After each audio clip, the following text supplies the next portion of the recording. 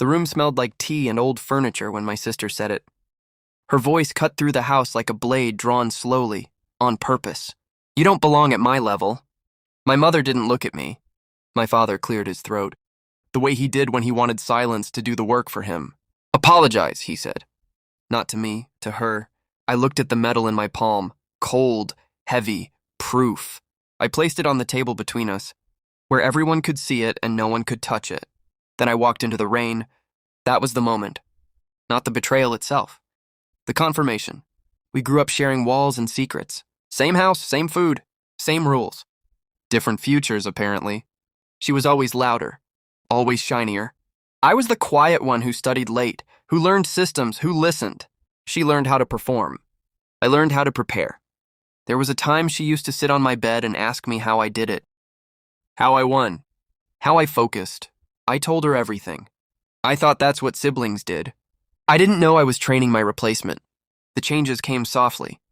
Her jokes sharpened. Her compliments carried hooks. At family dinners, she corrected me in front of everyone, smiling as if she was helping. I noticed my parents started using her words instead of mine. Her version of my life replaced my actual one. Then came the opportunities I didn't hear about. The introductions made without me. The calls that went unanswered. I stayed calm.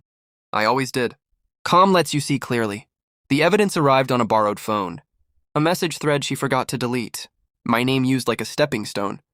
My work presented as hers. My silence interpreted as weakness. I didn't confront her. That would have been relief. I wanted resolution. I stopped reacting. I started documenting. Dates, emails, versions. Who said what? Who took credit? Who benefited? I learned how the system moved money, praise, and power. I learned where it leaked. While she climbed, I built a map beneath her. I let her think she had won. That was the hardest part. Smiling at dinners. Nodding at insults. Staying invisible. Invisible people see everything. I made my moves quietly.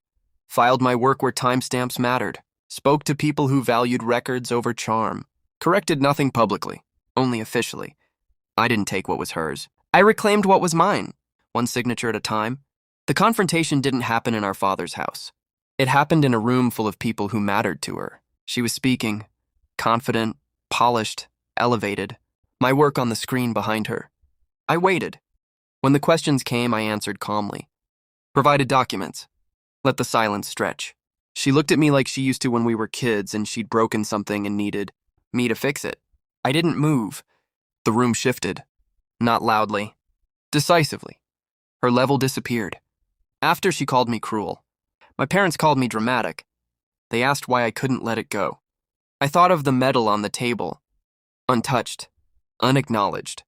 I already did, I said. Now when it rains, I don't rush inside. I let it fall. I let it remind me. I didn't raise my voice. I didn't beg. I didn't apologize for existing.